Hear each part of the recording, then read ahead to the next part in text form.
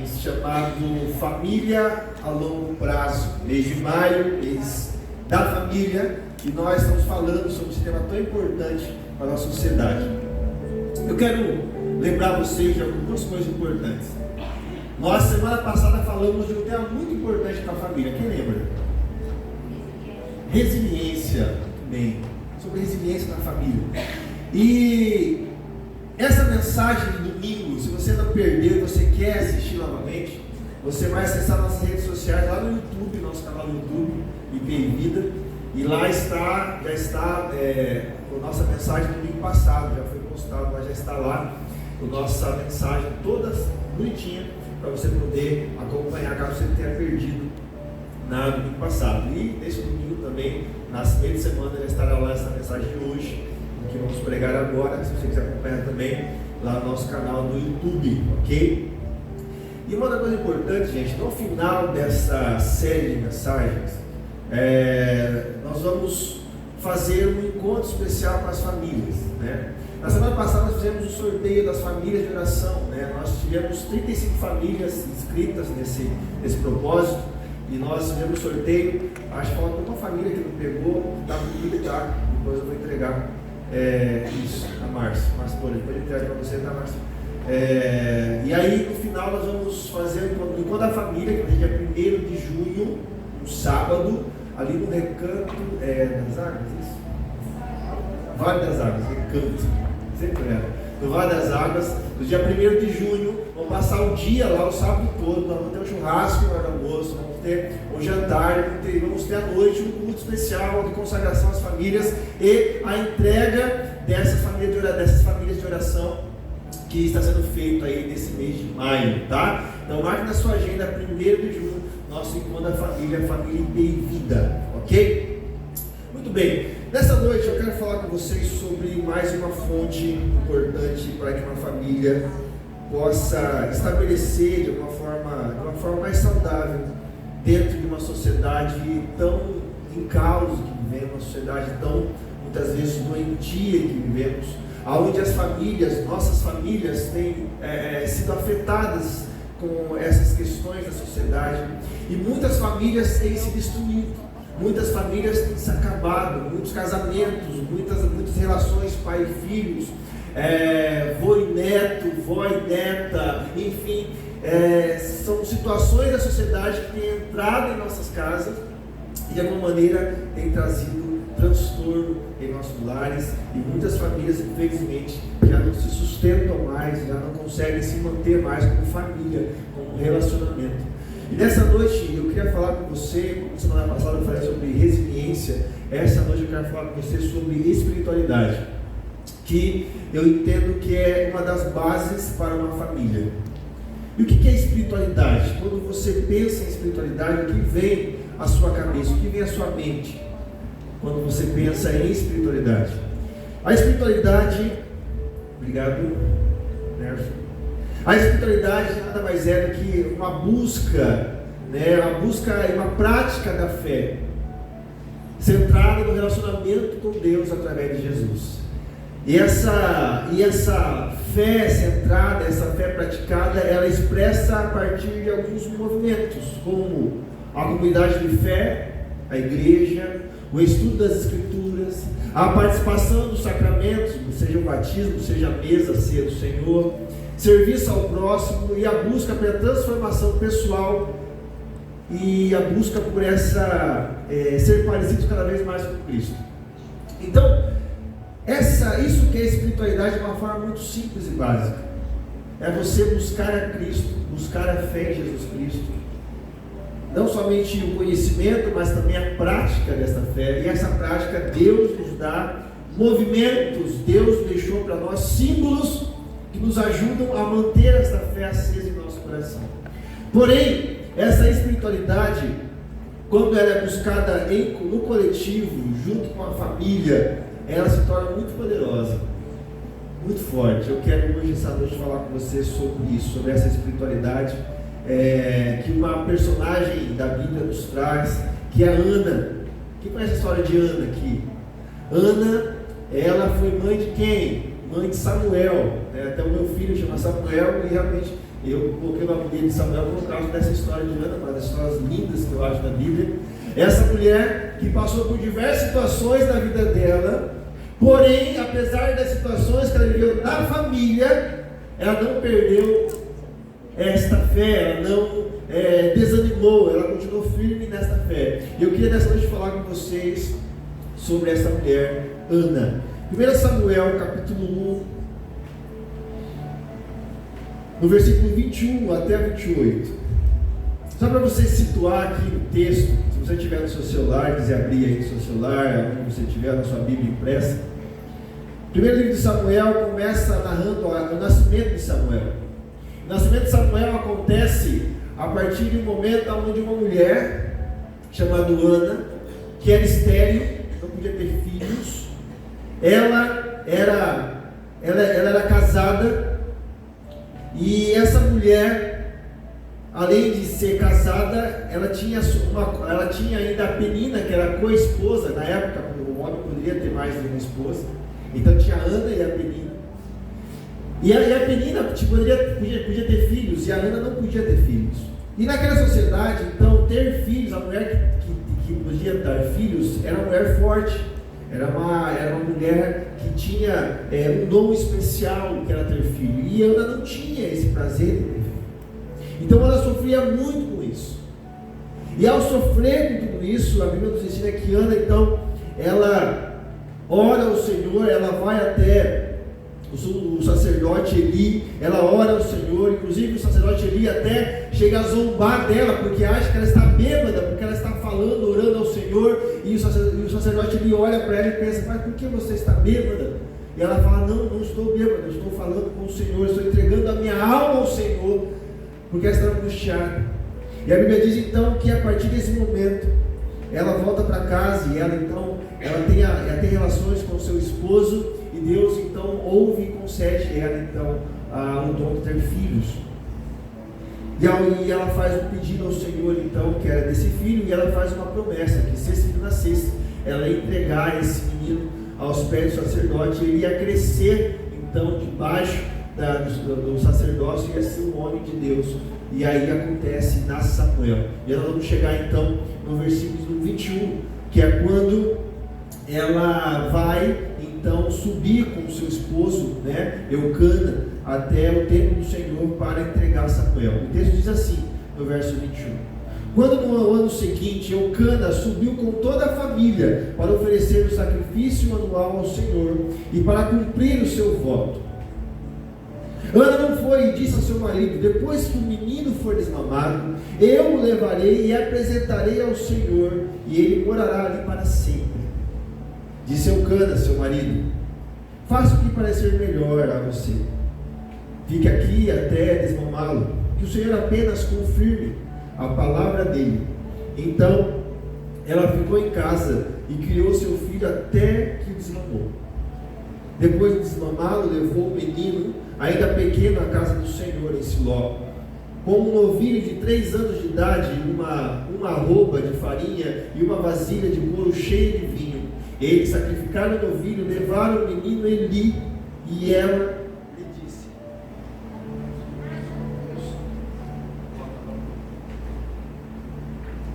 acabou a pilha, acho.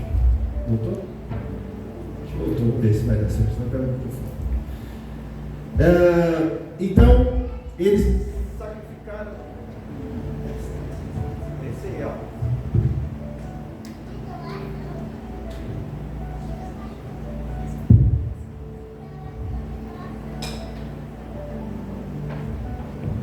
Então, Ana, ela sacrifica o novilho.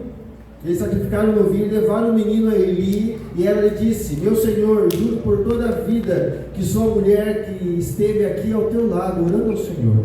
Era este menino que eu pedia, e o Senhor concedeu-me o pedido. Por isso agora eu dedico-os ao Senhor, por toda a sua vida será dedicado ao Senhor. E ali adorou o Senhor. Amém.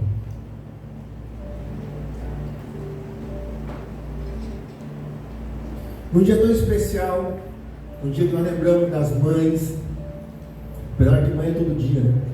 Mas hoje se lembra dessa data especial. Falar dessa mulher, uma mulher que a priori não poderia ser mãe, ela não ia poder comemorar o Dia das Mães, porque ela não podia ter mãe, não podia ser mãe. Mas Deus, a partir da oração, a partir da busca, concede a ela essa dádiva de ser mãe. E ao conceder a essa dádiva de ser mãe, ela experimenta não somente a maternidade, mas experimenta o cumprimento do propósito de Deus na vida dela e o cumprimento da promessa que ela fez a Deus de entregar o seu filho e deixar o seu filho ser criado ali com o sacerdote Eli, para que ele fosse também um sacerdote ou alguma coisa desse tipo. E Ana, então, nesse momento, ela passa, antes desse momento, ela passa por algumas dificuldades na vida. Eu queria pontuar com vocês algumas questões que muitas vezes nos tem nos afastado de Deus. Porque às vezes podemos pensar assim: pastor, mas eu busco a Deus, mas minha vida está tão difícil, eu estou tão preocupado com a minha vida, o meu casamento não está bem, a minha relação com meus filhos não está bem, eu estou com um problema financeiro na minha família, e aí eu não consigo mais buscar Deus, eu fico preocupado, eu não consigo, Deus que nem existe mais. Eu não sei se você já passou por isso, mas muitas vezes a nossa espiritualidade, ela se baseia tão somente no tempo que nós estamos bem. E às vezes, quando essas coisas acontecem na nossa vida, e em algum momento, gente, na nossa casa, na sua casa, na minha casa, questões de dificuldades vão acontecer. Nós estamos fazendo nossa mentoria de casais. Eles têm conversado com vários casais, tem sido muito bacana essas mentorias. E a gente percebe que não é só o meu casamento que tem problema, não é só o do outro, todos os casamentos têm seus problemas, tem sua dificuldade, tem as fases, tem os momentos de dificuldade. E essas dificuldades são várias, N dificuldades. E aí, nesses momentos, nós podemos ter dois caminhos: ou desanimar, abandonar o propósito de Deus e dar um ponto final, ou então continuar seguindo o plano de Deus, confiando que Deus vai orientar, vai dar sabedoria para seguir essa família. E Ana então passa por situações diversas, como primeiro a infertilidade, como eu disse. Ela sofreu isso na sua vida, ela teve essa questão da infertilidade, como eu disse, além de não poder ter filhos, na época, na sociedade, quem não podia ter filhos era uma mulher que era rejeitada, ela não era bem vista na sociedade, então ela sofria com isso, além da dádiva de ser mãe. Quem é mãe aqui sabe o que eu estou falando. Essa mulher também sofria de pressão social e familiar. Penina, a Bíblia relata que ela judiava de Ana, ela maltratava a Ana pelo fato de ela não ter filho. Ela dizia: olha, Ana, você não pode ter filho, eu posso. Aquelas brincadeirinhas, né, sem graça. E Ana sofria essa pressão dentro de casa. Além disso, Ana teve desafios espirituais. Como eu disse, Ana, quando foi orar e fazer um pedido ao Senhor sobre o seu filho, Ana, ela sofre uma desconfiança do sacerdote Eli. Ele olha e diz: olha, essa mulher, se você está bêbada, o que está acontecendo com você? E a mulher então estava ali em oração, entregando a sua alma ao Senhor. Alguns desafios que essa mulher enfrentou na sua vida pelo fato dela não poder ter filhos. E talvez você está aqui essa noite, você que é mulher, você que é mãe, e talvez seus problemas não sejam esses problemas que eu citei aqui, mas sejam outros. Talvez você está aqui essa noite, você que é mãe, ou você que é mulher, e você está passando por outras situações de dificuldade na sua vida. Talvez você está passando por uma enfermidade na sua casa. Talvez você está passando por uma situação financeira tão difícil, uma fase tão difícil financeiramente falando. Talvez você está vivendo uma crise tão brava no seu casamento, na relação com seus filhos. E talvez você, homem que está aqui, pai que está aqui, talvez você no lugar de Ana, como você reagiria a essa situação, a pressão social, a pressão familiar, a desafios espirituais. Porque não sei se acontece com você também, mas há tanta coisa que influencia o nosso casamento, na nossa família. Tem dias que parece que aquele dia é tão corrido, cheio de coisa, problema no serviço, problema com pessoas, aí você chega em casa, você não está bem, com problemas fora, aí você acaba descontando no seu cônjuge. Vai acontecer isso com você? Ou você desconta, ou desconta de você. Porque muitas vezes nós não conseguimos ter o domínio próprio, o autocontrole de parar e pensar, peraí, mas o problema não é a minha esposa, não é os meus filhos, o problema sou eu. Ou então muitas vezes nós estamos perdendo a paciência nas nossas casas, nós não temos paciência com nossos filhos, não temos paciência com o nosso casamento, somos pessoas grossas, eu falei sobre isso semana passada um pouco. Há vários problemas que enfrentamos em nossa casa, mas a grande questão é como que você tem buscado resolver essas situações. Aonde você tem buscado resolver isso? Quais são as fontes que você tem buscado para resolver essas situações? E Ana encontrou uma fonte chamada a espiritualidade. A espiritualidade, que é buscar a presença de Deus, é buscar a resposta em Deus. A Bíblia não fala aqui por quanto tempo Deus falou com Ana, o texto não fala quanto tempo depois da oração ela teve um filho, não fala. Mas o texto não fala exatamente para nos mostrar que o tempo da resposta de Deus pertence a Ele. Pertence a Ele. E se você está buscando, continue buscando. Mas se você não está buscando a Deus, né, essa resposta ou essa situação que você está vivendo, comece a buscar. E quando nós buscamos a espiritualidade em nossas casas, seja você mulher, seja você homem, seja você mãe, seja você pai, nós vamos aprender 3 coisas com Ana. Aprender a criar 3 ambientes em nossas casas que são fundamentais para o desenvolvimento, para o crescimento da nossa família. Eu não sei se você é casado já ou não, ou você já tem filhos ou não, ou você mora com seus pais, com seus avós, enfim. Independente de qual família você está, a espiritualidade pode nos dar alguns ambientes importantes para a nossa vida. Primeiro, o ambiente da aceitação. No versículo 15, lá quando Ana, ela está falando lá na sua oração, está falando com essa questão falando com Deus sobre o seu pedido. O texto vai nos dizer o seguinte: Ana respondeu: não se trata disso, meu senhor, sou uma mulher muito angustiada, não bebi vinho, nem bebida fermentada, eu estava derramando minha alma diante do Senhor. A resposta de Ana a Eli. E Ana aqui nessa resposta, ela não somente dá uma resposta a Eli, mas ela também está falando o que está acontecendo com ela. Ela está reconhecendo o problema que ela estava tendo. Porque ela diz: olha, eu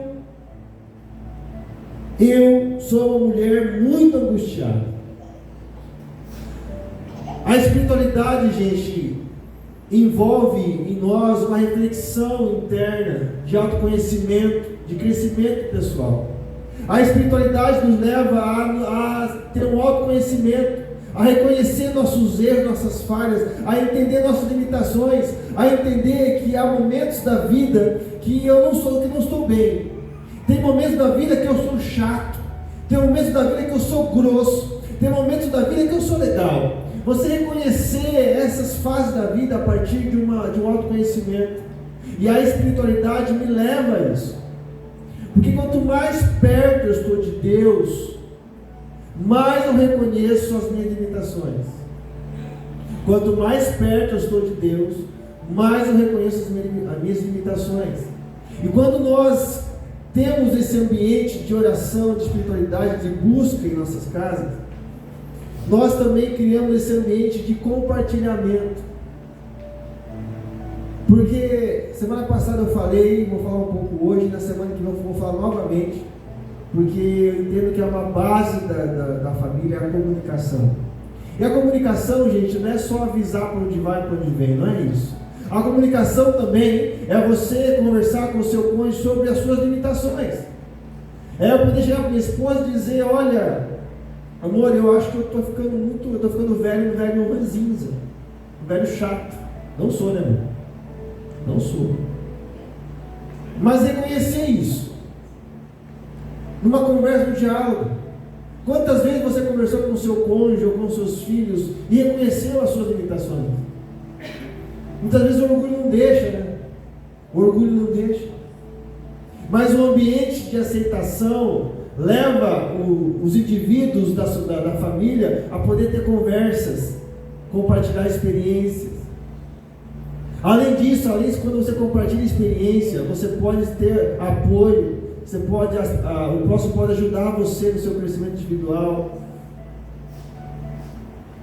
Às vezes, existem famílias que são grandes, tem 5, 6, 7 pessoas, moram na mesma casa, mas quando vai falar em ajudar um ao outro, isso não existe, porque não há conversa, não há diálogo, as pessoas não se conhecem, as pessoas não se conversam. Não sei se é a sua realidade ou você conhece pessoas assim. Tem famílias que vivem uma solidão dentro de uma casa tão grande com tanta gente. É a pior solidão que pode existir, gente. É você estar numa casa com várias pessoas, mas ao mesmo tempo sozinho. Onde as pessoas que moram com você, que convivem com você diariamente, elas não sabem quem é você, porque você nunca se propôs a abrir seu coração a falar, porque não foi criado um ambiente para isso.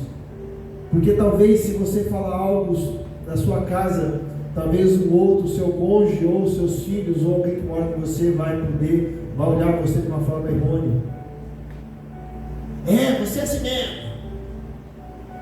Você é assim mesmo.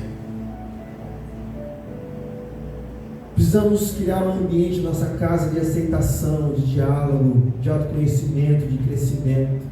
E a espiritualidade nos ajuda. Por quê? Porque a espiritualidade nos leva a sermos mais humildes.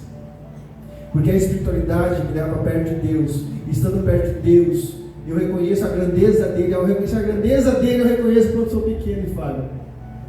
E ao reconhecer isso, a humildade começa a crescer no meu coração.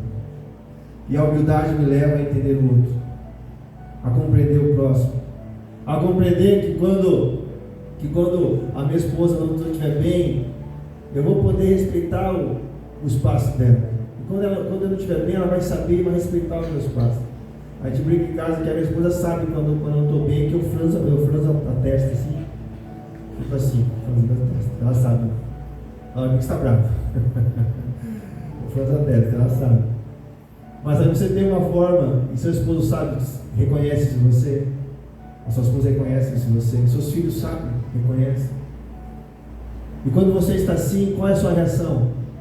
Você sabe e você tem então a não agredir ou não descontar naquelas pessoas que em tese é para você amar.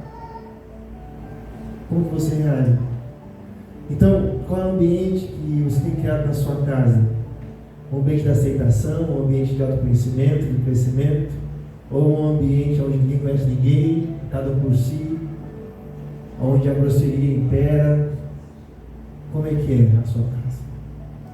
Mas segundo ambiente que a espiritualidade nos leva é um ambiente de propósitos. Verso 21 e 23, quando Samuel nasce, Eucana vai subir com a família para oferecer sacrifício, mas Ana não quis ir, porque Ana entendia que precisava dar de mamar ao seu filho, e quando ele tivesse desmamado, não precisasse mais do leite materno, então ela levaria o seu filho até Eli, e ali ficaria ali, e deixaria o seu filho ali, naquele lugar. Isso é um propósito. Ana, a partir da sua oração, da sua busca com Deus, estabeleceu um propósito na vida. E o mais interessante, gente, que esse propósito, Eucana também tinha esse propósito. Porque quando Ana fala para Eucana, olha, eu vou levar o meu filho quando ele estiver desmamado, Eucana diz, faça o que parecer melhor a você. Uma palavra de compreensão, de também estar no mesmo propósito. Uma família que está no mesmo propósito, por mais difícil que seja, deixar o próprio filho, o filho que não poderia ter e agora tem, deixar ali para poder ser criado com o sacerdote Eli, longe do pai e da mãe. Mas existia algo maior do que isso, que era um propósito. E a espiritualidade, ela nos ajuda nisso. Porque a espiritualidade, gente, da família, do casal, dos filhos, ela envolve um conjunto de valores, princípios, crenças, que pode unir uma família dentro de um propósito comum. Quando, já contei essa história aqui, eu acho, mas antes de eu namorar com a Jéssica, eu já tinha o desejo a vocação de ser pastor. Eu falei para ela, nós vamos namorar, mas tem certeza? Porque eu vou ser pastor. Você tem certeza que é assim?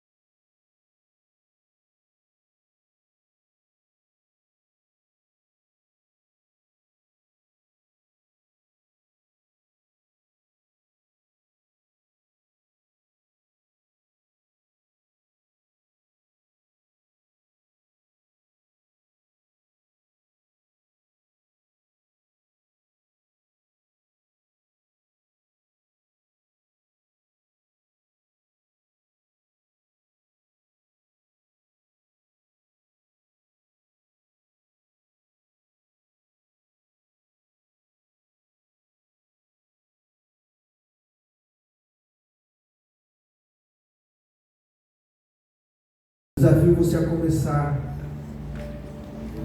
começar a enfatizar na vida deles a responsabilidade social, moral, a ética cristã, o amar ao próximo, a bondade, o amor de Jesus.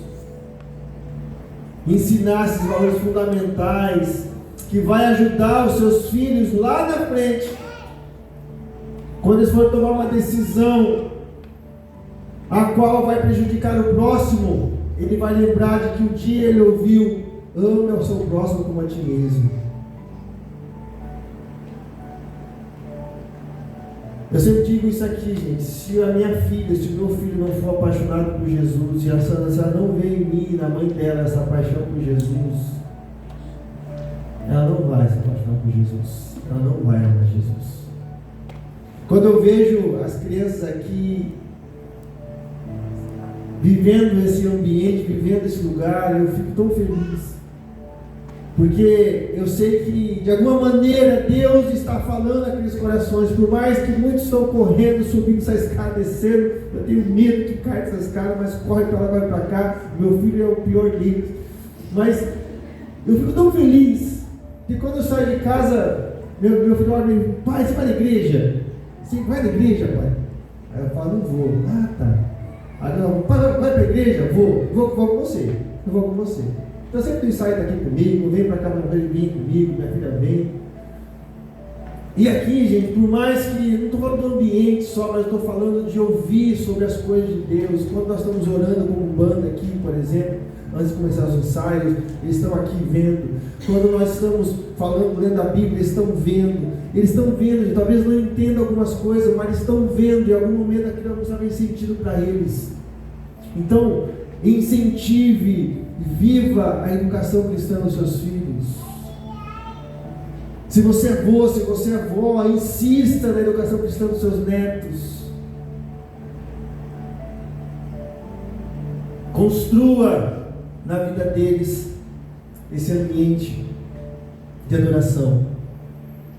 Eucana e Ana fizeram isso com Samuel. Samuel foi quem foi na história bíblica. Eu quero então terminar sobre essa espiritualidade. Nós ouvimos sobre a história de uma mãe que, apesar de todas as lutas, presta atenção, apesar de todas as lutas, não sei qual é a sua luta hoje, ela não perdeu a fonte que podia lhe sustentar, ela não perdeu a fonte que podia lhe manter de pé. A grande chave para viver uma espiritualidade na sua família foi não se deixar esvaziar da fé apesar das suas lutas. E este é o desafio: buscar se encher ainda mais do Espírito na sua vida, na sua casa, na sua família. Deixa eu chamar a banda aqui à frente. Eu queria, para nós terminar esse tempo, essa palavra do Senhor para você e para mim.